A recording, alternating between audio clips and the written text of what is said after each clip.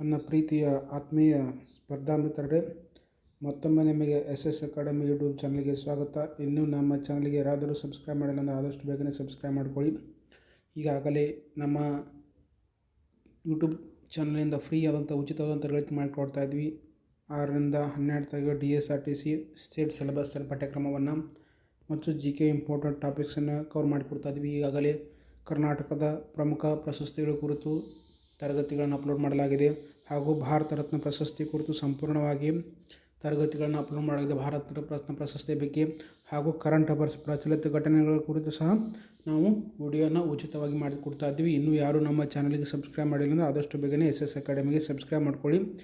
Basic ಮಹತ್ವದಾಗಿರೋದ್ರಿಂದ ನಾವು 6ರಿಂದ 12 ತರಗತಿಯ DSRTC ಪುಸ್ತಕದ ತರಗತಿಗಳನ್ನು ಉಚಿತವಾಗಿ ಮಾಡಿಕೊಡ್ತಾ ಇದ್ವಿ. ಯಾಕಂದರೆ ಯಾವುದೇ ಸ್ಪರ್ಧಾತ್ಮಕ ಪರೀಕ್ಷೆಗೆ ಪ್ರಿಪೇರ್ ಆಗಬೇಕಂದ್ರೆ ಫಸ್ಟಿಗೆ 6ರಿಂದ 12 ತರಗತಿಯವರೆಗಿನ ಸೋಷಲ್ ಸೈನ್ಸ್ ಮತ್ತು ಸೈನ್ಸ್ ಬುಕ್ಕವನ್ನು ಓದಬೇಕಾಗ್ತೈತೆ. ಆದ ಕಾರಣದಿಂದ ನಾನು ನಿಮಗೆ ಉಚಿತವಾದಂಥ ತರಗತಿಗಳನ್ನು ಮಾಡಿಕೊಡ್ತಾ ಇದ್ದೀನಿ ಹಾಗೂ ಇದರಿಂದ ಪ್ರಮುಖವಾದಂಥ ನೋಟ್ಸ್ಗಳನ್ನು ನಿಮ್ಗೆ ಮಾಡಿ ಕೊಡ್ತಾ ಇದ್ದೀನಿ. ಇನ್ನೂ ಯಾರು ನಮ್ಮ ಚಾನಲ್ಗೆ ಸಬ್ಸ್ಕ್ರೈಬ್ ಇಲ್ಲ ಅಂದರೆ ಆದಷ್ಟು ಬೇಗನೆ SS ಅಕಾಡೆಮಿಗೆ ಸಬ್ಸ್ಕ್ರೈಬ್ ಮಾಡಿಕೊಡಿ. ಈಗಾಗಲೇ ನಮ್ಮ ಹೆಮ್ಮೆಯ ಕರ್ನಾಟಕದ ಬಗ್ಗೆ ಭಾಗ 1ರಲ್ಲಿ ನೋಡಿದ್ದೀವಿ. ಕರ್ನಾಟಕ ಹೇಗೆಲ್ಲ ಉಗಮಾಯಿತು, ಕರ್ನಾಟಕದಲ್ಲಿ ಎಷ್ಟು ಕಂದಾಯ ವಿಭಾಗಗಳಿವೆ ಮತ್ತು ಕರ್ನಾಟಕದ ಎಷ್ಟು ಜಿಲ್ಲೆಗಳಿವೆ ಅದರ ಕುರಿತು ಸಂಪೂರ್ಣವಾಗಿ ಭಾಗ 1ರಲ್ಲಿ ನೋಡಿ. ಚಾರಿತ್ರಿಕ ಹಿನ್ನೆಲೆ ಇರ್ಬೋದು, ಪ್ರಾಕೃತಿಕ ಸಂಪನ್ಮೂಲಗಳಿರ್ಬೋದು, ಇದರ ಬಗ್ಗೆ ಹಿಂದಿನ ತರಗತಿಯಲ್ಲಿ ನೋಡಿದ್ವಿ. ಈ ದಿನ ನಾವು ಬೆಂಗಳೂರು ವಿಭಾಗದ ಕಂದಾಯ ವಿಭಾಗದಲ್ಲಿ ಯಾವ ವಿಭಾಗನ ಅಧ್ಯಯನ ಮಾಡತ್ತೀವಿ? ಬೆಂಗಳೂರು ಕಂದಾಯ ವಿಭಾಗವನ್ನು ಅಧ್ಯಯನ ಮಾಡತ್ತೀವಿ.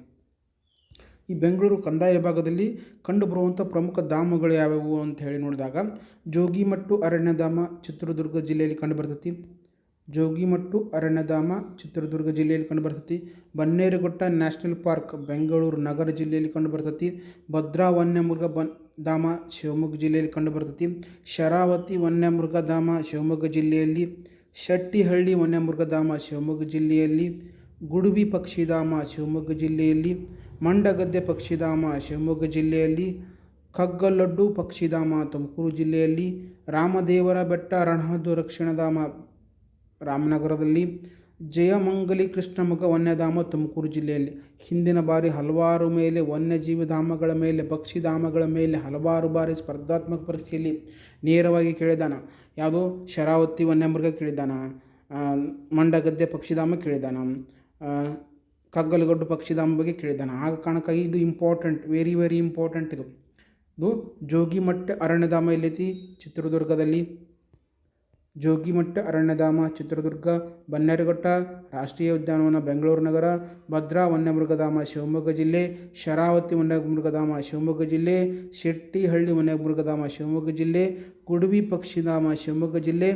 ಮಂಡಗದ್ದೆ ಪಕ್ಷಿಧಾಮ ಶಿವಮೊಗ್ಗ ಜಿಲ್ಲೆ. ನೆನಪಿರಲಿ, ಹಲವಾರು ಬಾರಿ ಸ್ಪರ್ಧಾತ್ಮಕ ಪರೀಕ್ಷೆಯಲ್ಲಿ ಕೇಳಿದಾನ. ಕಗ್ಗಲುಗಡ್ಡು ಪಕ್ಷಿಧಾಮ ತುಮಕೂರು ಜಿಲ್ಲೆಯಲ್ಲಿ. ಕಗ್ಗಲುಗಡ್ಡು ಪಕ್ಷಿಧಾಮ ತುಮಕೂರು ಜಿಲ್ಲೆಯಲ್ಲಿ. ರಾಮದೇವರ ರಣಹದ್ದು ಸಂರಕ್ಷಣಾಲಯ ರಾಮನಗರದಲ್ಲಿ. ಜಯಮಂಗಲಿ ಕೃಷ್ಣಮೃಗ ವನ್ಯಧಾಮ ತುಮಕೂರು ಜಿಲ್ಲೆ. ಕಗ್ಗಲುಗಡ್ಡ ಪಕ್ಷಿಧಾಮ, ಜಯಮಂಗಲ ಕೃಷ್ಣಮೃಗಧಾಮ ತುಮಕೂರು ಜಿಲ್ಲೆಯಲ್ಲಿ. Very important. ಇವು ನೋಟ್ ಮಾಡ್ಕೊಳ್ಳಿ, ಯಾಕಂದರೆ ಸ್ಪರ್ಧಾತ್ಮಕ ಪರೀಕ್ಷೆಯಲ್ಲಿ ನೇರವಾಗಿ ಕೇಳಿದ್ದಾನೆ. ಹಾಗೆ ಮುಂದೆ ನೋಡಿದಂತಹ ಮತ್ತು ಇಲ್ಲಿ ಅನೇಕ ರೀತಿಯ ವನ್ಯಧಾಮಗಳದ್ದು ಕಾಡು ಪ್ರಾಣಿಗಳಿರ್ತಾವೆ, ವನ್ಯಮೃಗಗಳಿರ್ತಾವೆ, ಅವೆಲ್ಲ ಇಲ್ಲಿ. ಹಾಗಾದರೆ ಇಲ್ಲಿ ಕೃಷಿ ಮತ್ತು ಉದ್ಯಮ ಬೆಳವಣಿಗೆ ಹೇಗಾಯಿತು? ಬೆಂಗಳೂರು ಕಂದಾಯ ವಿಭಾಗದ ಜನರ ಪ್ರಮುಖ ಉದ್ದೇಶ ಕಸುಬು ಏನಪ್ಪ ಅಂದ್ರೆ ಕೃಷಿನೇ ಆಗೈತಿ. ಬೆಂಗಳೂರು ನಗರದಲ್ಲಿ ಮಾತ್ರ ಒಂದು IT BT ಇರ್ಬೋದು, ಕೈಗಾರಿಕೆಗಳ ಅಭಿವೃದ್ಧಿ ಆಗಿರ್ಬೋದು. ಆದರೆ ಇತರ ಜಿಲ್ಲೆಗಳದಾವಲ್ಲ, ಬೆಂಗಳೂರು ಭಾಗದಲ್ಲಿ 9 ಜಿಲ್ಲೆಗಳದಾವೆ. ಇತರ ಭಾಗಗಳಲ್ಲಿ ಮುಖ್ಯ ಕಸುಬು ಏನಾಗುತ್ತೆ ಅಂದರೆ ಕೃಷಿನೇ ಆಗಿರ್ತೈತಿ. ಈ ಭಾಗದಲ್ಲಿ ಹೆಚ್ಚು ಒಣ ಬೇಸಾಯಕ್ಕೆ ಐತಿ. ಇಲ್ಲಿ ಹೆಚ್ಚು ನೀರಾವರಿ ಪ್ರಮಾಣ ಕಡಿಮೆ ಐತಿ. ಇಲ್ಲಿ ಅತಿ ಹೆಚ್ಚಿನ ನೀರಾವರಿ ಬೇಸಾಯ ಹೆಚ್ಚಿದೆ. ಮಳೆಯನ್ನೇ ನಂಬಿಕೊಂಡು ಇಲ್ಲಿ ವ್ಯವಸಾಯವನ್ನು ಮಾಡ್ತಾರೆ. ಅತಿ ಹೆಚ್ಚು ನೀರಾವರಿ ಹೊಂದಿರುವ ಈ ಭಾಗದಲ್ಲಿ ಜಿಲ್ಲೆ ಯಾವ ಅಂದರೆ ಶಿವಮೊಗ್ಗ ಜಿಲ್ಲೆ ಅತಿ ಹೆಚ್ಚು ನೀರಾವರಿ ಹೊಂದಿರುತ್ತೆ. ಬೆಂಗಳೂರು ಕಂದಾಯ ಭಾಗದಲ್ಲಿ ಅತಿ ಹೆಚ್ಚು ನೀರಾವರಿ ವ್ಯವಸ್ಥೆಯನ್ನು ಹೊಂದಿರುವ ಜಿಲ್ಲೆ ಯಾವುದಂದ್ರೆ ಶಿವಮೊಗ್ಗ ಜಿಲ್ಲೆ. ಅದೇ ರೀತಿ ಅತಿ ಮರಳು ಮಿಶ್ರಿತ ಕೆಂಪು ಮಣ್ಣು ಇಲ್ಲೈತಿ. ಇಲ್ಲಿ ಮಣ್ಣು ಕಂಡು ಬರೋದು ಮಣ್ಣು ಯಾವುದು ಅಂದ್ರೆ ಮರಳು ಮಿಶ್ರಿತ ಕೆಂಪು ಮಣ್ಣು ಅತಿ ಹೆಚ್ಚಾಗಿ ಬೆಂಗಳೂರಿನ ಕಂದಾಯ ಭಾಗದಲ್ಲಿ ಕಂಡು ಬರ್ತೈತಿ. ಎರೆಮಣ್ಣು ಕೆಲವು ಭಾಗದಲ್ಲಿ, ಅಂದರೆ ಕೆಲವೇ ಭಾಗದಲ್ಲಿ ಎರೆ ಭಾಗದಲ್ಲಿ ಕಂಡುಬರ್ತದೆ. ಇನ್ನೂ ಪ್ರಮುಖವಾದಂಥ ಯಾವೆಲ್ಲ ಬೆಳೆ ಬೆಳೀತಾರೆ ಅಂದರೆ ಬೆಂಗಳೂರ ಕಂದಾಯ ಭಾಗದಲ್ಲಿ ರಾಗಿ ಬೆಳೀತಾರೆ, ಮೆಕ್ಕೆಜೋಳ, ಭತ್ತ, ಬೇಳೆಕಾಳು ಮುಂತಾದ ಪ್ರಮುಖ ವಾಣಿಜ್ಯ ಬೆಳೆಗಳನ್ನು ಸಹ ಬೆಳೀತಾರೆ. ಇಲ್ಲಿ ತೆಂಗಿನಕಾಯಿ, ಅಡಿಕೆ, ಹತ್ತಿ, ಕಬ್ಬು ಮುಂತಾದವುಗಳು ರೇಷ್ಮೆ ಉದ್ಯಮದ ಹಿಪ್ಪನೇರಳೆಗಳನ್ನು ಸಹ ಬೆಂಗಳೂರು ಜಿಲ್ಲೆ, ಬೆಂಗಳೂರಿನ ಗ್ರಾಮಾಂತರ, ರಾಮನಗರ, ಕೋಲಾರ, ಚಿಕ್ಕಬಳ್ಳಾಪುರ ಜಿಲ್ಲೆಗಳಲ್ಲಿ ಬೆಳೀತಾರೆ. ಇಲ್ಲಿ ಬೆಳೆಯುವಂಥ ಹಣ್ಣುಗಳಿರ್ಬೋದು, ಸಪೋಟ ಇರ್ಬೋದು, ಪಪ್ಪಾಯ, ಹಲಸಿನ ಹಣ್ಣು, ಕಿತ್ತಳೆ ಹಣ್ಣು, ಬಾಳೆಹಣ್ಣು ಮುಂತಾದ ಹಣ್ಣುಗಳನ್ನು ಸಹ ಇಲ್ಲಿ ಬೆಳೀತಾರೆ. ಈ ಭಾಗದಲ್ಲಿ ಬೆಳೆಯುವಂಥ ಬೆಳೆಗಳು ವಾಣಿಜ್ಯ ಬೆಳೆಗಳು ಹಾಗೂ ಹಣ್ಣು ತರಕಾರಿಗಳು ಸಹ ಇಲ್ಲಿ ಬೆಳೀತಾರೆ. ಈ ಭಾಗದಲ್ಲಿ ಹೆಚ್ಚಿನ ಜನರು ಏನೆಲ್ಲ ಊಟ ಮಾಡ್ತಾರೆ, ಹೆಚ್ಚಾಗಿ ರಾಗಿ ಮುದ್ದೆ ಮತ್ತು ಅಕ್ಕಿಯನ್ನು ಬಳಸ್ತಾರೆ ಆಹಾರಕ್ಕಾಗಿ. ಈ ಭಾಗದಲ್ಲಿರುವಂಥ ಜನರು ಹೆಚ್ಚಾಗಿ ಆಹಾರಕ್ಕಾಗಿ ರಾಗಿ ಮುದ್ದೆ ಮತ್ತು ಅಕ್ಕಿಯನ್ನು ಬಳಸ್ತಾರೆ. ರಾಗಿ ಮತ್ತು ಅಕ್ಕಿ ರೊಟ್ಟಿಯನ್ನು ಸಹ ಇಲ್ಲಿ ತಮ್ಮ ಆಹಾರವಾಗಿ ಸೇವಿಸ್ತಾರೆ. ಇತ್ತೀಚೆಗೆ ಇಲ್ಲಿ ಗೋಧಿ ಚಪಾತಿಯನ್ನು ಹೆಚ್ಚಾಗಿ ಬಳಸೋದನ್ನು ನಾವು ರೂಢಿಯಲ್ಲಿ ನೋಡ್ಕೊಂಡ್ಬಿಟ್ಟಿದ್ವಿ. ಇತ್ತೀಚೆಗೆ ಈ ಹಬ್ಬಗಳಲ್ಲಿ ಏನು ಮಾಡ್ತಾರೆ, ಪಾಯಸ ಮಾಡ್ತಾರೆ, ಹೋಳಿಗೆ, ಸಿಹಿ ಕಜ್ಜಾಯ, ಶಾವಿಗೆ ಮುಂತಾದಂಥ ಸಿಹಿ ತಿನಿಸುಗಳನ್ನು ಇಲ್ಲಿ ಹಬ್ಬಗಳಲ್ಲಿ ಸಹ ಮಾಂಸಾಹಾರವನ್ನು ಸೇವಿಸುವ ಪದ್ಧತಿ ಸಹ ಈ ಬೆಂಗಳೂರು ಕಂದಾಯ ಭಾಗದಲ್ಲಿ ಐತಿ. ಪ್ರತಿ ಜಿಲ್ಲೆ ಮತ್ತು ತಾಲೂಕುಗಳಲ್ಲಿ ಕೃಷಿ ಉತ್ಪನ್ನ ಮಾರುಕಟ್ಟೆಗಳನ್ನು ಇಲ್ಲಿ ಸರ್ಕಾರ ಸ್ಥಾಪಿಸ್ತಾವೆ. ಬೆಂಗಳೂರು ಕಂದಾಯ ಭಾಗದಲ್ಲಿ ಕಂಡುಬರುವಂಥ ಪ್ರತಿಯೊಂದು ಜಿಲ್ಲೆ ಮತ್ತು ತಾಲೂಕುಗಳಲ್ಲಿ ಕೃಷಿ ಉತ್ಪನ್ನ ಮಾರುಕಟ್ಟೆಗಳನ್ನು ಸರ್ಕಾರ ಅಲ್ಲಿ ಸ್ಥಾಪನೆ ಮಾಡೈತಿ. ಅಲ್ಲಿನ ರೈತರಿಗೆ ಸರಕುಗಳು ಮಾರಾಟ ಮಾಡೋಕ್ಕೆ ಅನುಕೂಲ ಆಗುತ್ತೆ ಮಾರುಕಟ್ಟೆಯನ್ನು ನಿರ್ಮಾಣವನ್ನು ಮಾಡಿದ್ದಾರೆ. ಇಲ್ಲಿ ಉದ್ಯಮದಾರರು ಯಾರಪ್ಪ ಅಂದರೆ ನಮ್ಮ ವಿವಿಧ ರಾಜ್ಯಗಳಲ್ಲಿ ಅನೇಕ ದಿವಾನರ ಕಾಲದಲ್ಲಿ ನಮ್ಮ ರಾಜ್ಯದ ದಿವಾರ ಕಾಲದಲ್ಲಿ ಕೈಗಾರಿಕೆಯನ್ನು ಬೆಳೆದತ್ತೆ. ಮೈಸೂರು ನೋಡಿದರೆ ದಿವಾರಾದಂಥ ಶೇಷಾದ್ರಿಯವರವರು ದಿವಾನಗಿರಿಯಲ್ಲಿ ಕಾಲದಲ್ಲಿ ಶಿವನ ಸಮುದ್ರ ಜಲವಿದ್ಯುತ್ ಶಕ್ತಿ ಯೋಜನೆ ಕೈಗೊಳ್ಳಲಾಗುತ್ತೆ. ಇದು ಯಾವಾಗಂದ್ರೆ 1902ರಲ್ಲಿ ಕೇಳ್ಬೋದು. ಇದು ಕೇಳಿದ ಹಲವಾರು ಬಾರಿ. ಮೊದಲ ಬಾರಿ ಜಲವಿದ್ಯುತ್ ಯೋಜನೆ ಯಾವುದಂದ್ರೆ ಶಿವನ ಸಮುದ್ರದ ವಿದ್ಯುತ್ ಜಲವಿದ್ಯುತ್ ಶಕ್ತಿ 1902ರಲ್ಲಿ. ಯಾರಾಗಿದ್ರಪ್ಪ ಅಂದರೆ ದಿವಾನ ಶೇಷಾದ್ರಿ ಅಯ್ಯರವರ ಕಾಲದಲ್ಲಿ ಏನು ಕೈಗೊಳ್ತಾರೆ. KGFನ ಚಿನ್ನದ ಗಣಿ ಐತಿ. ನಂತರ ವಿಶ್ವೇಶ್ವರ ಇರ್ಬೋದು, ಮಿರ್ಜಾ ಇಸ್ಮಾಯಿಲ್ ಇರ್ಬೋದು, ಅವರು ಮುಂತಾದವರು ಸಹ ನಮ್ಮ ಕೈಗಾರಿಕೆಯ ಅವರ ಅವಧಿಯಲ್ಲಿ ದಿವಾನರಾಗಿ ಕಾರ್ಯನಿರ್ವಹಿಸಿದಂತಹ ಶೇಷಾದ್ರಯ್ಯರು, ಸರ್ ಎಂ ವಿಶ್ವೇಶ್ವರಯ್ಯ, ಮಿರ್ಜಾ ಇಸ್ಮಾಯಿಲ್ ಅವರ ಕೈಯಲ್ಲಿ ಅನೇಕ ರೀತಿಯ ಕೈಗಾರಿಕೆ ಪ್ರಾರಂಭ. ವಿಶೇಷವಾಗಿ ಸರ್ ಎಂ ವಿಶ್ವೇಶ್ವರಯ್ಯರ ಕೊಡುಗೆ ಅಪಾರ. ವಿಶೇಷವಾಗಿ ನೋಡ್ಬೇಕಂದ್ರೆ ಕರ್ನಾಟಕದಲ್ಲಿ ದಿವಾನರಾಗಿದ್ದಂತಹ ಸರ್ ಎಂ ವಿಶ್ವೇಶ್ವರಯ್ಯರು ಮೈಸೂರಿನ ಒಡೆಯರ ಕಾಲದಲ್ಲಿ ದಿವಾನರಾಗಿದ್ದ ವಿಶ್ವೇಶ್ವರ ಕೈಗಾರಿಕೆಗೆ ಅತ್ಯಂತ ಮಹತ್ವದ ಕೊಡುಗೆಯನ್ನು ನೀಡ್ತಾರೆ. ರಾಜ್ಯದ ಕೈಗಾರಿಕೆಗೆ ಅವರು ಇವರು ರಾಜ್ಯ ಕೈಗಾರಿಕೆ ವಲಯಕ್ಕೆ ನಿರ್ಮಾತ ಅಂತ ಕರೀತಾರೆ. ಯಾರನ್ನ? ಸರ್ ಎಂ ವಿಶ್ವೇಶ್ವರಯ್ಯರನ್ನು. ನಾಲ್ವರು ಕೃಷ್ಣರಾಜ ಒಡೆಯರು ಸಹ ಇವರ ಮುಂದಾಲೋಚನೆಯನ್ನು ಕಾರ್ಯರೂಪಕ್ಕೆ ಜಾರಿಗೊಳಿಸ್ತಾರೆ. ಬೆಂಗಳೂರು ರಾಷ್ಟ್ರದಲ್ಲಿಯೇ ಪ್ರಮುಖ ಕೈಗಾರಿಕೆ ಕೇಂದ್ರವಾಗಿದೆ. ಈಗ ಸದ್ಯ ನಮ್ಮ ದೇಶದಲ್ಲಿಯೇ IT-BT ಸೆಕ್ಟರ್ ಆಗಿ ಕರ್ನಾಟಕ ಬೆಂಗಳೂರನ್ನು ಬೆಳೆದೈತಿ. ಶಿವಮೊಗ್ಗ ಜಿಲ್ಲೆಯ ಭದ್ರಾವತಿ ಉಕ್ಕು ಮತ್ತು ಕಬ್ಬಿಣ ಕಾರ್ಖಾನೆ 1923ರಲ್ಲಿ ಸ್ಥಾಪಿಸಿದರು. ಕೇಳಿದ್ದಾನೆ ಹಲವಾರು ಬಾರಿ ಸ್ಪರ್ಧಾತ್ಮಕ ಪರೀಕ್ಷೆಯಲ್ಲಿ. ಶಿವಮೊಗ್ಗ ಜಿಲ್ಲೆಯ ಭದ್ರಾವತಿಯ ಉಕ್ಕು ಮತ್ತು ಕಬ್ಬಿಣ ಕಾರ್ಖಾನೆ ಯಾವಾಗ ಸ್ಥಾಪನೆ ಆಯಿತು ಅಂತ ಕೇಳಿದ್ದಾನೆ. 1923ರಲ್ಲಿಯೇ ಶಿವಮೊಗ್ಗ ಜಿಲ್ಲೆಯ ಭದ್ರಾವತಿಯ ಉಕ್ಕು ಮತ್ತು ಕಬ್ಬಿಣ ಕಾರ್ಖಾನೆ ಸ್ಥಾಪನೆ ಆಯಿತು. ಅದನ್ನು ಇಂದು ಇದನ್ನು ಮರುನಾಮಕರಣ ಮಾಡಿದ್ದಾರೆ. ಅದರಿಂದ ಮರುನಾಮಕರಣ ಮಾಡಿ ವಿಶ್ವೇಶ್ವರಯ್ಯ ಕಬ್ಬಿಣ ಮತ್ತು ಉಕ್ಕು ನಿಯಮಿತ ಕಾರ್ಖಾನೆ ಎಂದು ಕರೀತಾರೆ. ವಿಶ್ವೇಶ್ವರಯ್ಯ ಕಬ್ಬಿಣ ಮತ್ತು ಉಕ್ಕಿನ ನಿಯಮಿತ ಕಾರ್ಖಾನೆ ಪ್ರಾರಂಭದಲ್ಲಿ ಇದು ಭದ್ರಾವತಿಯ ಉಕ್ಕು ಮತ್ತು ಕಬ್ಬಿಣ ಕಾರ್ಖಾನೆ ಅಂತ ಕರೀತಾ ಇದ್ರು. 1923ರಲ್ಲಿ ಸ್ಥಾಪನೆ ಆದಾಗ ನಂತರ ಅದನ್ನು ಮರುನಾಮಕರಣ ಮಾಡಿ ವಿಶ್ವೇಶ್ವರಯ್ಯ ಕಬ್ಬಿಣ ಮತ್ತು ಉಕ್ಕು ನಿಯಮಿತ ಕಾರ್ಖಾನೆ ಅಂತ ಕರೀತಾರೆ. ಹಾಗೆಯೇ 1930ರಲ್ಲಿ ಕಾಗದ ಕಾರ್ಖಾನೆಯನ್ನು ಸ್ಥಾಪಿಸಲಾಯಿತು. 1936ರಲ್ಲಿ ಕಾಗದ ಕಾರ್ಖಾನೆಯನ್ನು ಸ್ಥಾಪಿಸಲಾಯಿತು. ಕೇಳಿದಾನ ಕಾಗದ ಕಾರ್ಖಾನೆ ಯಾವಾಗ ಸ್ಥಾಪನೆ ಆಯಿತು? 1936. ನೆನಪಿರಲಿ, 1936ರಲ್ಲಿ ಕಾಗದ ಕಾರ್ಖಾನೆ 1936ರಲ್ಲಿ ಸ್ಥಾಪನೆ. ಹಾಗಾದರೆ ರಾಜ್ಯದ ಮೊದಲ ಸಿಮೆಂಟ್ ಕಾರ್ಖಾನೆ ಸಹ ಭದ್ರಾವತಿಯಲ್ಲಿ ಸ್ಥಾಪನೆಗೊಂಡಿತ್ತು. ಮೊದಲ ಸಿಮೆಂಟ್ ಕಾರ್ಖಾನೆ ಎಲ್ಲಿ ಸ್ಥಾಪನೆ ಆಗಿತ್ತು ಅಂದ್ರೆ ಅದು ಸಹ ಭದ್ರಾವತಿಯಲ್ಲೇ ಸ್ಥಾಪನೆ ಆಯಿತು. ಕೇಳಿದಾನ ಮೊದಲ ಸಿಮೆಂಟ್ ಕಾರ್ಖಾನೆ ಎಲ್ಲಿ ಸ್ಥಾಪನೆ ಆಗಿತ್ತು? ಭದ್ರಾವತಿಯಲ್ಲೇ ಸ್ಥಾಪನೆ ಆಯಿತು. ತುಮಕೂರು ಜಿಲ್ಲೆಯ ಅಮ್ಮಸಂದ್ರದಲ್ಲಿ ಬಿರ್ಲಾ ಕಂಪ್ನಿ ಸಿಮೆಂಟ್ ಇತ್ತೀಚೆಗೆ ಕಾರ್ಖಾನೆ ಇದೆ. ತುಮಕೂರು ಜಿಲ್ಲೆಯ ಅಮ್ಮಸಂದ್ರದಲ್ಲಿ ಬಿರ್ಲಾ ಕಂಪ್ನಿಯ ಸಿಮೆಂಟ್ ಕಾರ್ಖಾನೆ ಇತ್ತೀಚೆಗೆ ಸ್ಥಾಪನೆ ಆಯಿತು. ಬೆಂಗಳೂರು ಮಾಹಿತಿ ಮತ್ತು ತಂತ್ರಜ್ಞಾನದ ಜೈವಿಕ ಉದ್ಯಮಿಯಾಗಿ ಪ್ರಸಿದ್ಧಿಯಾಗೈತೆ. ಬೆಂಗಳೂರು ನಗರ ಅಂತ IT-BT ಸೆಕ್ಟರ್ ಆಗಿ ಅತಿ ಹೆಚ್ಚು ಪ್ರಸಿದ್ಧಿಯನ್ನು ಪಡೆದೈತೆ. ಬೆಂಗಳೂರಿನ ವಿವಿಧ ವಿಭಾಗದಲ್ಲಿ ದೊಡ್ಡ ಕೈಗಾರಿಕೆಗಳನ್ನು ಸ್ಥಾಪಿಸಲಾಗಿ ಕೈಗಾರಿಕಾ ಉದ್ಯೋಗದ ಮೂಲವಾಗೈತೆ. ಬೆಂಗಳೂರಿನಲ್ಲಿ ಇಲ್ಲಿ ಅತಿ ಹೆಚ್ಚು ಬಟ್ಟೆ ರಫ್ತು ವ್ಯಾಪಾರದಲ್ಲಿ ದೇಶದಲ್ಲಿ ಕರ್ನಾಟಕ 2ನೇ ಸ್ಥಾನದಲ್ಲಿದೆ. ಬಟ್ಟೆ ರಫ್ತು ವ್ಯಾಪಾರದಲ್ಲಿ ಕರ್ನಾಟಕ 2ನೇ ಸ್ಥಾನದಲ್ಲಿ ಅತಿ ಹೆಚ್ಚು. ನಮ್ಮ ವಿಭಾಗದ ದೊಡ್ಡಬಳ್ಳಾಪುರ ಇರ್ಬೋದು, ಆನೇಕಲ್ ಮುಂತಾದ ನಗರಗಳಲ್ಲಿ ಸರ್ಕಾರ ಸಿದ್ಧ ಉಡುಪಿನ ಪಾರ್ಕ್ಗಳನ್ನು ಸ್ಥಾಪಿಸಿದೆ. ಸರ್ಕಾರ ಸಿದ್ಧ ಉಡುಪಿನ ಸ್ಥಾಪನೆಯಲ್ಲಿ ದೊಡ್ಡಬಳ್ಳಾಪುರ ಮತ್ತು ಆನೇಕಲ್ ಕೇಳಬಹುದು. ಸರ್ಕಾರ ಸಿದ್ಧ ಉಡುಪು ಪಾರ್ಕ್ಗಳನ್ನು ಎಲ್ಲಿ ಸ್ಥಾಪಿಸಲಾಗಿದೆ? ದೊಡ್ಡಬಳ್ಳಾಪುರ ಮತ್ತು ಆನೇಕಲ್ನಲ್ಲಿ ಸಿದ್ಧ ಉಡುಪುಗಳ ಪಾರ್ಕ್ಗಳನ್ನು ಸ್ಥಾಪಿಸಲಾಗಿದೆ. ಬೆಂಗಳೂರಿನಲ್ಲಿ ವಿಮಾನ ಕಾರ್ಖಾನೆ, ಎಲೆಕ್ಟ್ರಾನಿಕ್, ಮಾಹಿತಿ ಮತ್ತು ತಂತ್ರಜ್ಞಾನ, ಜೈವಿಕ ತಂತ್ರಜ್ಞಾನ ಉದ್ಯಮಗಳ ನಿರಂತರವಾಗಿ ಇಲ್ಲಿ ಸಾರ್ವಜನಿಕ ವಲಯದಲ್ಲದೆ ಉಳಿದ ಖಾಸಗಿ ವಲಯದ ಮಾಲೀಕತ್ವದಲ್ಲ. ಈಗ ಈ ಭಾಗದಲ್ಲಿ ಕಲೆ, ಸಾಹಿತ್ಯ, ಜಾನಪದ, ನಾಟಕ ಹೇಗೆಲ್ಲ ಬೆಳೆದು ಬಂತು ಅಂದರೆ ಬೆಂಗಳೂರು ನಗರದ ಕಂದಾಯ ಭಾಗದಲ್ಲಿ ಪ್ರಾಚೀನ ಕಾಲದಿಂದಲೂ ಪ್ರಾಚೀನ ಕಾಲದಲ್ಲಿ ಈ ವಿಭಾಗದಲ್ಲಿ ಕಲೆ ಸಾಹಿತ್ಯಕ್ಕೆ ಹೆಸರುವಾಸಂಥ ವ್ಯಕ್ತಿಗಳಿದ್ದಾರೆ. 12ನೇ ಶತಮಾನದ ವಚನಕ್ಕೆ ಅಪಾರ ಕೊಡುಗೆ ನೀಡಿರುವಂಥ ಅಕ್ಕ ಮಹಾದೇವಿ ಅಲ್ಲಮ ಪ್ರಭುಗಳು ಶಿವಮೊಗ್ಗ ಜಿಲ್ಲೆಯ ಬಳ್ಳಿಗಾವಿಲೆ ಸೇರಿದವರು. 12ನೇ ಶತಮಾನದಲ್ಲಿ ಅನುಭವ ಮಂಟಪಕ್ಕೆ ಅಧ್ಯಕ್ಷರಾದಂಥ ಅಲ್ಲಮ ಪ್ರಭುಗಳಿರ್ಬೋದು, ಅಕ್ಕ ಮಹಾದೇವಿ ಇರ್ಬೋದು, ಇವರು ಶಿವಮೊಗ್ಗ ಜಿಲ್ಲೆಯ ಬಳ್ಳಾವಿಲಿ ಗ್ರಾಮಕ್ಕೆ ಸೇರಿದ್ದಾರೆ. ಅದೇ ರೀತಿ ದಾಸರಾದಂಥ ಸೇರಿದ ಶ್ರೀಪಾದರಾಯರು ಸಹ ಈ ಬೆಂಗಳೂರು ಗ್ರಾಮಕ್ಕೆ ಇದು ಕಂದಾಯ ವಿಭಾಗಕ್ಕೆ ಸಂಬಂಧಪಟ್ಟದವರು. 12ನೇ ಶತಮಾನಕ್ಕೆ ವಚನಕ್ಕೆ ಅತ್ಯಂತ ಮಹತ್ವ ಕೊಡುಗೆ ನೀಡಿದಂಥ ಅಲ್ಲಮಪ್ರಭು ಮತ್ತು ಅಕ್ಕ ಮಹಾದೇವಿ ಶಿವಮೊಗ್ಗ ಜಿಲ್ಲೆಯ ಬಳ್ಳಿಗಾವಿಯವರು. ಅದೇ ರೀತಿ ದಾಸ ಪರಂಪರೆಗೆ ಸೇರಿದಂಥ ಶ್ರೀಪಾದರಾಯರು ಸಹ ಇವರು ಬೆಂಗಳೂರು ವಿಭಾಗಕ್ಕೆ ಸೇರಿದಂಥ ವ್ಯಕ್ತಿಗಳು.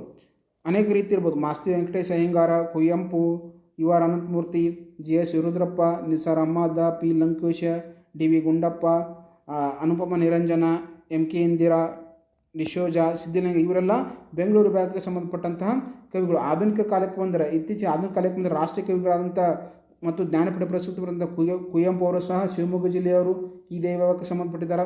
ಮಾಸ್ತಿ ವೆಂಕಟೇಶ ಅಯ್ಯಂಗಾರ್ ಅವರು, ಯು ಆರ್ ಅನಂತಮೂರ್ತಿ ಅವರು ಸಹ ಜ್ಞಾನಪೀಠ ಪ್ರಶಸ್ತರು, ಅವರು ಈ ಬೆಂಗಳೂರು ವಿಭಾಗಕ್ಕೆ ಸಂಬಂಧಪಟ್ಟಿದ್ದಾರೆ. P Lankesh, D V Gundrao, Nisar Ahmed, T P Kailasam, M K Indira, Tarasu, Anupama Niranjana, Hama Nayak, V Seetharamaiah, B G L Swamy, M V Seetharamaiah, K V Subbanna, G Venkatasubbaiah, G S Shivarudrappa, Baragur Ramachandra Bendre, Nagaraja, Siddalingaiah, ಡಿಶೋಜ, Doddarange Gowda ಮುಂತಾದವರು ಸಹ ಈ ವಿಭಾಗಕ್ಕೆ ಅತ್ಯಂತ ಸಾಹಿತ್ಯ ಕ್ಷೇತ್ರಕ್ಕೆ ಕೊಡುಗೆ ಅಂತ ಬೆಂಗಳೂರು ವಿಭಾಗಕ್ಕೆ ಸಂಬಂಧಪಟ್ಟಿರ್ತಾರೆ. ಅಷ್ಟೇ ಅಲ್ಲದೆ ಸಾಹಿತ್ಯ ರಾಷ್ಟ್ರದಲ್ಲಿ ನಾಟಕ ಕ್ಷೇತ್ರದಲ್ಲಿ ಈ ವಿಭಾಗದಲ್ಲಿ ಸಾಧನೆ ಮಹತ್ವದಾಗೈತೆ. ನಾಟಕ ಕ್ಷೇತ್ರದಲ್ಲಿ ಗುಬ್ಬಿ ವೀರಣ್ಣ ಹೆಸರಾದಂಥ ಕರ್ನಾಟಕ ಇತಿಹಾಸದಲ್ಲಿ ಸ್ಥಿರಸ್ಥಾನ ಆಗಿ ಉಳಿದಂಥ ಗುಬ್ಬಿ ಅವರ ನಾಟಕ ಕಂಪ್ನಿ ಕರ್ನಾಟಕ ರತ್ನ, ಕರ್ನಾಟಕ ನಾಟಕ ಸಾರ್ವಭೌಮ ಎಂಬ ಬಿರುದುಗಳನ್ನು ಅವರಿಗಿದ್ದು. ಇವರು ತುಮಕೂರು ಜಿಲ್ಲೆಯ ಗುಬ್ಬಿಯವರು. ಕನ್ನಡ ರಂಗಭೂಮಿಯ ಇತಿಹಾಸದಲ್ಲಿ ಗಮನಿಸಬೇಕಾದ ಇನ್ನೊಂದು ಹೆಸರು ಸುಬ್ಬಯ್ಯ ನಾಯ್ಡು. ಇವರು ಕನ್ನಡದ ಮೊದಲ ವಾಕ್ಚಿತ್ರ ಸತಿ ಸುಲೋಚನದ ನಾಯಕರು. ಕನ್ನಡದ ಮೊದಲ ವಾಕ್ಯಚಿತ್ರ ಯಾವುದು? ಸತಿ ಸುಲೋಚನ, ನೆನಪಿರಲಿ. ಇದರ ನಾಯಕರು ಯಾರಂದ್ರೆ ಸುಬ್ಬಯ್ಯ ನಾಯ್ಡು. ಸತಿ ಸುಲೋಚನ ನಾಟಕರು. ಸಭ್ಯ ಬರಹಗಾರ ಎಂದು ಹೆಸರನ್ನು ಪಡೆದರು. ಕೆ ಹಿರಣ್ಣಯ್ಯ ಮತ್ತು ಅವರ ಪುತ್ರ ಮಾಸ್ಟರ್ ಹಿರಣ್ಣಯ್ಯ ಸರ್ ರಂಗಭೂಮಿಗೆ ಅಪಾರ ಕೊಡುಗೆಯನ್ನು, ಪ್ರಶಂಸೆಯನ್ನು ನೀಡ್ತಾ ಬಂದಿದ್ದಾರೆ. ನೃತ್ಯ ಲೋಕಕ್ಕೆ ಅಪಾರ ಕಾಣಿಕೆ ನೀಡಿರುವ ಶ್ರೀಮತಿ ಮಾಯಾರಾವ್ ಬೆಂಗಳೂರಿನಿಗೆ ಚಲನಚಿತ್ರ ಉದ್ಯಮ ಪ್ರಮುಖ ಕೇಂದ್ರವಾಗೈತಿ. ಇನ್ನು ಕನ್ನಡ ಚಿತ್ರರಂಗದ ಪ್ರಮುಖ ಕೇಂದ್ರ ಉದ್ಯಮವಾಗಿ ಬೆಂಗಳೂರು ಬೆಳೆದೈತಿ. ಬೆಂಗಳೂರು ಸಾಹಿತ್ಯದ ಹಬ್ಬವನ್ನು ಇಲ್ಲಿ ನಡೀತೈತಿ. ಇಲ್ಲಿ ನಟರಾದಂಥ ಡಾಕ್ಟರ್ ರಾಜ್ಕುಮಾರ್ ಇರ್ಬೋದು, ವಿಷ್ಣುವರ್ಧನ್, ಶಂಕರ್ನಾಗ್, ಅಂಬರೀಷ್ ಮುಂತಾದವರು ಚಿತ್ರರಂಗದ ಬೆಳವಣಿಗೆ ಅನೇಕ ರೀತಿಯ ತಮ್ಮದೇ ರೀತಿಯಾದ ಕಾಡನ್ನು ನೀಡಿದ್ದಾರೆ. ಜನಪದ ಸಾಹಿತ್ಯ ಮತ್ತು ಕಲೆಗೆ ಈ ವಿಭಾಗದ ಪ್ರಸಿದ್ಧಿ ತಂದರಾದಂಥ ಎಲ್ ಎಚ್ ನಾಗೇಗೌಡ ಅವರು ಸ್ಥಾಪಿಸಿರುವಂಥ ಜಾನಪದ ಲೋಕ ಕೇಳಿದಾನೆ. ಜಾನಪದ ಲೋಕ ಯಾರು ಸ್ಥಾಪಿಸಿದರು? ಎಲ್ ಎಚ್ ನಾಗೇಗೌಡ, ನೆನಪಿರಲಿ. ಎಲ್ ಎಚ್ ನಾಗೇಗೌಡ ಅವರು ಪ್ರಸಿದ್ಧ ಜಾನಪದ ಲೋಕವನ್ನು ಎಲ್ಲಿ ಸ್ಥಾಪಿಸಿದರು? ರಾಮನಗರ ಜಿಲ್ಲೆಯಲ್ಲಿ. ಕೇಳಿದಾನ. ಜಾನಪದ ಲೋಕವನ್ನು ಯಾರು ಸ್ಥಾಪಿಸಿದರು? H L Nagegowda. Important. H L Nagegowda ಎಲ್ಲಿ ಸ್ಥಾಪಿಸಿದರು? ರಾಮನಗರ ಜಿಲ್ಲೆಯಲ್ಲಿ. ಜಾನಪದ ಲೋಕ ಸ್ಥಾಪನೆ ಮಾಡಿದವರು ಯಾರು ಅಂದರೆ ಎಚ್ ಎಲ್ ನಾಗೇಗೌಡ. ರಾಮನಗರದಲ್ಲಿ ಸ್ಥಾಪನೆಯನ್ನು ಮಾಡ್ತಾರೆ. ಹಾಗೆ ಬೆಂಗಳೂರು ಇವಾಗ ಅನೇಕ ರೀತಿಯ ಜನಪದ ಕಲೆಗಳು ಪ್ರಸಿದ್ಧಿಯನ್ನು ಪಡೆಯುತ್ತೆ. ಪ್ರತಿ ವರ್ಷ ಬೆಂಗಳೂರು ನಡೆಯುವಂಥ ಕರಗ ಉತ್ಸವ ಒಂದು ಜನಪದ ಪ್ರಕಾರವಾಗೈತೆ. ಕೇಳಿದಾನೆ. ಕರಗ ಉತ್ಸವ ಎಲ್ಲಿ ನಡೆಯುತ್ತದೆ ಅಂತೇಳಿ ಸ್ಪರ್ಧಾತ್ಮಕ ಪರೀಕ್ಷೆಯಲ್ಲಿ. ಕರಗ ಉತ್ಸವ ಬೆಂಗಳೂರಿನಲ್ಲಿ ನಡೆಯುತ್ತೆ. ಎಲ್ಲಿ ನಡೀತೈತಿ? ಬೆಂಗಳೂರಿನಲ್ಲಿ ನಡೀತೈತಿ. ದಕ್ಷಿಣ ಕರ್ನಾಟಕದಲ್ಲಿ ಪ್ರಸಿದ್ಧವಾದಂಥ ಸೋಮನ ಕುಣಿತ ಮತ್ತೊಂದು ಜಾನಪದ ನೃತ್ಯ ಕಲೆಯಾಗಿದೆ. ಇದು ಸಹ ಸ್ಪರ್ಧಾತ್ಮಕ ಪರೀಕ್ಷೆಯಲ್ಲಿ ಕೇಳಿದಾನೆ. ಸೋಮನ ಕುಣಿತ ಯಾವ ರಾಜ್ಯಕ್ಕೆ ಸಂಬಂಧಪಟ್ಟದ್ದು? ಸೋಮನ ಕುಣಿತ ಇದು ಸಹ ನಮ್ಮ ಕರ್ನಾಟಕದ ಬೆಂಗಳೂರು ವಿಭಾಗಕ್ಕೆ ಸಂಬಂಧಪಟ್ಟಂಥ ಒಂದು ಜಾನಪದ ಕುಣಿತ ಆಗೈತಿ. ಈ ವಿಭಾಗಕ್ಕೆ ವಿಶೇಷ ಜಾನಪದ ಕಲೆಯ ಮೂಲವಾಗಿದ್ದ ಯಕ್ಷಗಾನವೂ ಸಹ ನಮ್ಮ ಕರ್ನಾಟಕದಲ್ಲಿ ಕಂಡು ಬರ್ತೈತಿ. ಗಾರುಡ ಕುಣಿತ, ಡೊಳ್ಳು ಕುಣಿತ, ಕಂಸಾಲೆ ಮುಂತಾದವುಗಳು ಸಹ ಇಲ್ಲಿ ಬೆಂಗಳೂರು ಭಾಗದಲ್ಲಿ ಜಾನಪದ ಕಲೆಗಳಾಗಿ ಪ್ರಸಿದ್ಧಿಯನ್ನು ಪಡೆದವ. ಚಿತ್ರಕಲೆಗೆ ಪ್ರಸಿದ್ಧವಾದಂಥ ಆರ್ ಎಸ್ ನಾಯ್ಡು ಇರ್ಬೋದು, ರುಮಾಲೆ ಚನ್ನಬಸಯ್ಯ, ವೆಂಕಟಪ್ಪ ಮುಂತಾದವರು ಸಹ ಕೊಡುಗೆ ಅನನ್ಯವಾಗೈತಿ. ಇಲ್ಲಿ ಅನನ್ಯವಾಗೈತಿ. ಹಾಗೂ ಇಲ್ಲಿ ಶಿಕ್ಷಣ ಮತ್ತು ಆರೋಗ್ಯ ಹೇಗೈತಿ ಬೆಂಗಳೂರು ವಿಭಾಗಕ್ಕೆ ಸಂಬಂಧಪಟ್ಟಂತೆ ನೋಡಿದಾಗ, ಬೆಂಗಳೂರು ವಿಭಾಗಕ್ಕೆ ಶಿಕ್ಷಣಕ್ಕೆ ಸಂಬಂಧಿಸಿದ ಉನ್ನತ ಸಾಧನೆಯನ್ನು ಮಾಡಿದೆ. ಭಾರತ ರತ್ನ ಪ್ರಶಸ್ತಿ ಪಡೆದಂಥ ಇಬ್ಬರು ಈ ಭಾಗದ ಕೋಲಾರ ಜಿಲ್ಲೆಗೆ ಸೇರಿದ್ದಾರೆ.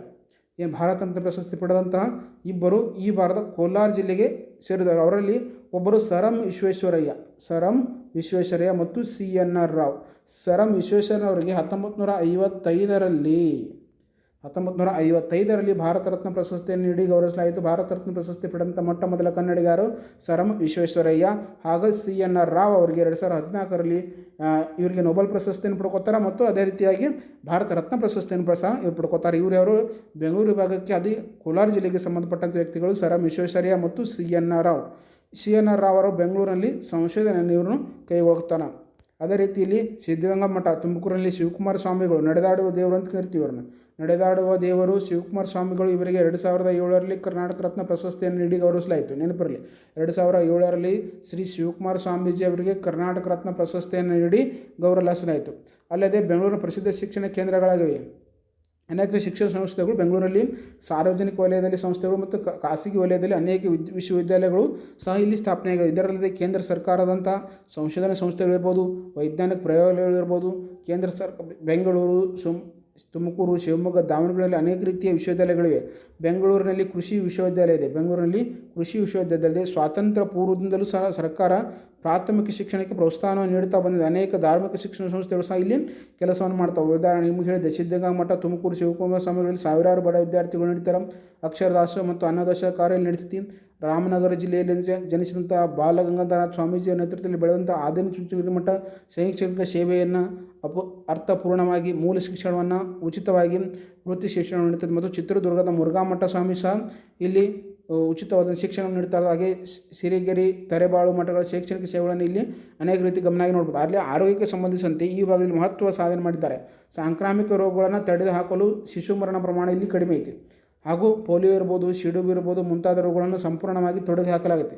ಗ್ರಾಮೀಣ ಪ್ರದೇಶದಲ್ಲಿ ಮಹಿಳೆಯರು ಮತ್ತು ಮಕ್ಕಳ ಅಪೌಷ್ಟಿಕತೆಯನ್ನು ಎದುರಿಸುತ್ತಾರೆ. ಗ್ರಾಮೀಣ ಪ್ರದೇಶದಲ್ಲಿ ಪ್ರಾಥಮಿಕ ಮತ್ತು ಆರೋಗ್ಯ ಕೇಂದ್ರಗಳನ್ನು ಇಲ್ಲಿ ಅನೇಕ ರೀತಿಯ ಉಪಕೇಂದ್ರಗಳನ್ನು, ವೈದ್ಯಕೀಯ ಸೌಲಭ್ಯಗಳನ್ನು ಪ್ರತಿ ಜಿಲ್ಲಾ ಮತ್ತು ತಾಲೂಕು ಕೇಂದ್ರಗಳಲ್ಲಿ ಇಲ್ಲಿ ಒದಗಿಸಲಾಗೈತೆ.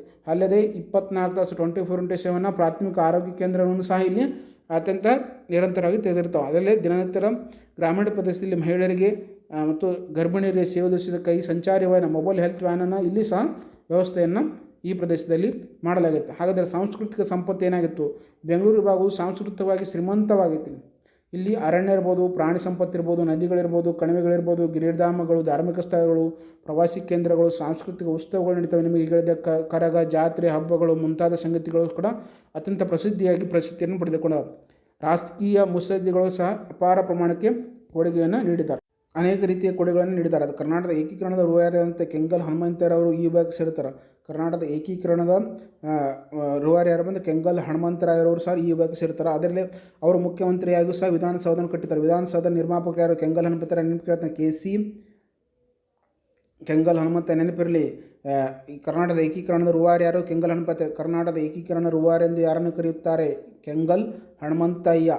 ಕೆಂಗಲ್ ಹನುಮಂತಯ್ಯ ಕರ್ನಾಟಕದ ಏಕೀಕರಣದ ರೂವಾರಿ ಮತ್ತು ಇವರು ವಿಧಾನಸೌಧ ಕಟ್ಟಡವನ್ನು, ಬೆಂಗಳೂರಿನಲ್ಲಿ ವಿಧಾನಸೌಧ ಕಟ್ಟಡವನ್ನು ಇವರು ಸಹ ಮುಖ್ಯಮಂತ್ರಿಯಾಗಿ ಸಹ ಕಾರ್ಯನಿರ್ವಹಿಸುತ್ತಾರೆ. ಕೆಂಗಲ್ ಹನುಮಂತಯ್ಯ ಕರ್ನಾಟಕದ ಏಕೀಕರಣದ ರೂವಾರಿ. ಇವರು ಮುಖ್ಯಮಂತ್ರಿಯಾಗಿ ಬೆಂಗಳೂರಲ್ಲಿ ನಮ್ಮ ವಿಧಾನಸೌಧವನ್ನು ಕಟ್ಟಿರ್ತಾರೆ. ಮತ್ತೊಬ್ಬ ಏಕೀಕರಣದ ಹೋರಾಟಗಾರ ಅಂತ S ನಿಜಲಿಂಗಪ್ಪರು ಸಹ ಇದೇ ವಿಭಾಗಕ್ಕೆ ಸಂಬಂಧಪಟ್ಟರು. ಇವರು ಸಹ ಮುಖ್ಯಮಂತ್ರಿಯಾಗಿ ರಾಜ್ಯ ನಿರ್ಮಾಣದ ಕಾರ್ಯಗಳಲ್ಲಿ ಕೈಗೊಂಡಂಥ ಮತ್ತೊಬ್ಬ ಇರ್ತಾರೆ. ಇದಲ್ಲದೆ ಮತ್ತೊಂದು ಹೆಸರಂತ ಸಾಲುಮರದ ತಿಮ್ಮಕ್ಕ ಇರ್ಬೋದು, ನಮ್ಮ ದೇಶದ ಕಡೆಗೆ ಹೆಸರು ತಂದು ಕೊಟ್ಟಂಥ ಅನಿಲ್ ಕುಂಬ್ಳೆ, ಯೋಗ ಕ್ಷೇತ್ರದ ಅಸಾಧಾರಣ ಸೇವೆ ಮಾಡಿದಂಥ BKS ಅಯ್ಯಂಗಾರ್, ಮಲ್ನಾಡಿ ರಾಘವೇಂದ್ರ ಸ್ವಾಮೀಜಿ ಈ ಭಾಗಕ್ಕೆ ಸಂಬಂಧಪಟ್ಟಂಥ ವ್ಯಕ್ತಿಗಳು. ಇಲ್ಲಿ ಅನೇಕ ರೀತಿಯ ಪ್ರೇಕ್ಷಣೀಯ ಸ್ಥಳಗಳಿದಾವೆ. ವಿಧಾನಸೌಧ ಕಟ್ಟೆ ಕೆಂಗಲ್ ಹನುಮಂತಯ್ಯ ಮತ್ತು ಏಕೀಕರಣಕ್ಕಾಗಿ ರೂವಾರಿ ಅಂತ ಕರಿತೀವಿ. ಸ್ವತಂತ್ರ ಹೋರಾಟದಲ್ಲಿ ವಿಭಾಗದ ಅನೇಕ ಮುತ್ಸದ್ದಿಗಳು ಭಾಗವಹಿಸಿರ್ತಾರೆ. ಸ್ವತಂತ್ರ ಹೋರಾಟದಲ್ಲಿ ಮೈಸೂರು ರಾಜ್ಯದ ಪ್ರಥಮ ಮುಖ್ಯಮಂತ್ರಿ ಆದಂಥ KC ರೆಡ್ಡಿ, ಎರಡನೇ ಮುಖ್ಯಮಂತ್ರಿ ಆದಂಥ ಕೆಂಗಲ್ ಹನುಮಂತಯ್ಯ ಸೇರಿದಂತೆ ವಿಶಾಲ ಮೈಸೂರು ರಾಜ್ಯದ ಪ್ರಥಮ ಮುಖ್ಯಮಂತ್ರಿ S ನಿಜಲಿಂಗಪ್ಪ. ಕೇಳ್ಬೋದು, ಮೈಸೂರು ರಾಜ್ಯದ ಪ್ರಥಮ ಮುಖ್ಯಮಂತ್ರಿ ಯಾರು? KC ರೆಡ್ಡಿ. ಎರಡನೇ ಮುಖ್ಯಮಂತ್ರಿ ಯಾರು? ಕೆಂಗಲ್ ಹನುಮಂತಯ್ಯ. ವಿಶಾಲ ಮೈಸೂರು ರಾಜ್ಯದ ಮುಖ್ಯಮಂತ್ರಿ ಯಾರು? S ನಿಜಲಿಂಗಪ್ಪ. ನೆನಪಿರಲಿ, S ನಿಜಲಿಂಗಪ್ಪ. ವಿಶಾಲ ರಾಜ್ಯ ಸ್ಥಾಪನೆಯಾಗಿದ್ದಾಗ 1956ರಲ್ಲಿ ಮುಖ್ಯಮಂತ್ರಿ ಯಾದವರು ಇದ್ದಂದರೆ S ನಿಜಲಿಂಗಪ್ಪ. ಅದರ ಪ್ರಾರಂಭದಲ್ಲಿ KC ರೆಡ್ಡಿ, ಕೆಂಗಲ್ ಹನುಮಂತಯ್ಯ, ಹಾಗೆ ಕಡೆದಾಳ ಮಂಜಪ್ಪ ಇರ್ಬೋದು, ತೀಶಾ ಶರ್ಮಾ, HS ದೊರೆಸ್ವಾಮಿ, ಭಾಗೀರಥ ಮುಂತಾದವರು ಸ್ವತಂತ್ರ ಹೋರಾಟದಲ್ಲಿ ಭಾಗವಹಿಸಿದರು. ಕೆಂಗಲ್ ಹನುಮಂತಯ್ಯ ಮತ್ತು S ನಿಜಲಿಂಗಪ್ಪ ಅವರು ಏಕೀಕರಣದ ರೂವಾರಿಗಳಿಗಾದರು. ಯಾರ್ಯಾರು? ಕೆಂಗಲ್ ಹನುಮಂತಯ್ಯ ಮತ್ತು S ನಿಜಲಿಂಗಪ್ಪ. ಶಾಂತವೇರಿ ಗೋಪಾಲಗೌಡರು ಕನ್ನಡ ನಾಡ ಕಂಡಂಥ ಮಹಾನ್ ಆದರ್ಶವಾದಿ ರಾಜಕಾರಣಿಯವರು. ಇವರು ಶಿವಮೊಗ್ಗ ಜಿಲ್ಲೆಯ ತೀರ್ಥಹಳ್ಳಿ ತಾಲೂಕಿನ ಆರಗದಲ್ಲಿ ಮಾರ್ಚ್ 14, 1923 ಜನಿಸ್ತಾರೆ. 28ನೇ ವಯಸ್ಸಿನಲ್ಲಿ ಯುವಕ ಗೋಪಾಲಗೌಡರು 1951ರಲ್ಲಿ ಕಾಗೋಡು ಚಳವಳಿಯ ಭೂದಾಳಿ ಚಳವಳಿ ಆರಂಭಗೊಂಡರು. ನೆನಪಿನ ಕಾಗೋಡು ಭೂದಾನ ಚಳವಳಿ ಯಾವ ಪ್ರಾರಂಭ ಆಯ್ತು? ಹಲವಾರು ಬಾರಿ ಸ್ಪರ್ಧಾತ್ಮಕ ಕೇಳಿದ 1951 ನೆನಪಿರಲಿ. 1951ರಲ್ಲಿ ಕಾಗೋಡದ ಭೂ ಚಳವಳಿ ನಡೀತೈತಿ. ಅದರ ಆರಂಭಿಕ ಅದಕ್ಕೆ ಮುಂದಾಳತ್ವವನ್ನು ವಹಿಸಿಕೊಂಡ್ರಲ್ಲಿ ಯಾರು ಅಂದ್ರೆ ಶಾಂತವೇರಿ ಗೋಪಾಲ್ ಗೌಡರು. ಈ ಆರಂಭಗೊಂಡ ದುಮ್ಗಿ ಬಂಧನ ಒತ್ತಡ ಗೇಣಿದಾರರಿಗೆ ಭೂ ಹೋರಾಟವನ್ನು ಗೋಪಾಲ್ ಗೌಡರಿಂದ ಸಮಾಜವಾದ ಪಕ್ಷದ ಹೋರಾಟವಾಗಿ ಗುರುತಿಸಿಕೊಳ್ತಾರೆ. ಇವರು ಕನ್ನಡ ಭಾಷೆ ಪ್ರಾಂತ್ಯಗಳ ಏಕೀಕರಣ ಮತ್ತು ರಾಜ್ಯದ ಹೆಸರನ್ನು ಮೈಸೂರಿದ್ದನ್ನು ಕರ್ನಾಟಕ ಎಂದು ಮರುನಾಮಕರಣ ಮಾಡುವ ಹೋರಾಟದಲ್ಲಿ ಸಹ ಗೋಪಾಲ್ ಗೌಡರು ಭಾಗವಹಿಸ್ತಾರೆ.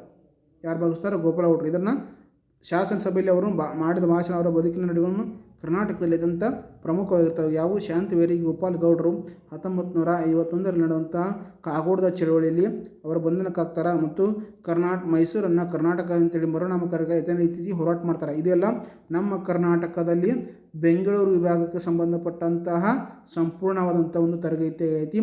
ಈಗಾಗಲೇ ಭಾಗ 1 ಅಪ್ಲೋಡ್ ಮಾಡಿದೆ. ಇದು ಭಾಗ 2. ಮುಂದಿನ ಅವಧಿಯಲ್ಲಿ ಬೇರೆ ಕಂದಾಯ ವಿಭಾಗ. ಈಗ ನಮ್ಮಲ್ಲಿ 4 ಕಂದಾಯ ವಿಭಾಗದ ಬೆಳಗಾವಿಯಲ್ಲಿ. ಈಗ ಬೆಂಗಳೂರು ಕಂದಾಯ ವಿಭಾಗ ಸಂಪೂರ್ಣವಾಗಿ ಮುಗಿತು. ಮುಂದಿನಂತ ಬೆಳಗಾವಿ ಕಂದಾಯ ವಿಭಾಗ ಅಥವಾ ಮೈಸೂರು ಕಂದಾಯ ವಿಭಾಗದ ಕುರಿತು ಮುಂದಿನ ತರಗತಿಗಳನ್ನು ನೋಡೋಣ ಅಂತ. ಯಾರು ನಮ್ಮ ಚಾನಲ್ಗೆ ಇನ್ನೂ SS ಅಕಾಡೆಮಿ ಸಬ್ಸ್ಕ್ರೈಬ್ ಮಾಡ್ಕೊಂಡು ಆದಷ್ಟು ಬೇಗನೆ SS ಅಕಾಡೆಮಿ ಸಬ್ಸ್ಕ್ರೈಬ್ ಮಾಡ್ಕೊಳ್ಳಿ. ಎಲ್ಲ ರೀತಿಯ ಉಚಿತ ತರಗತಿಗಳು ನಿಮ್ಗೆ ಅವೈಲೇಬಲ್ ಇರ್ತಾವೆ.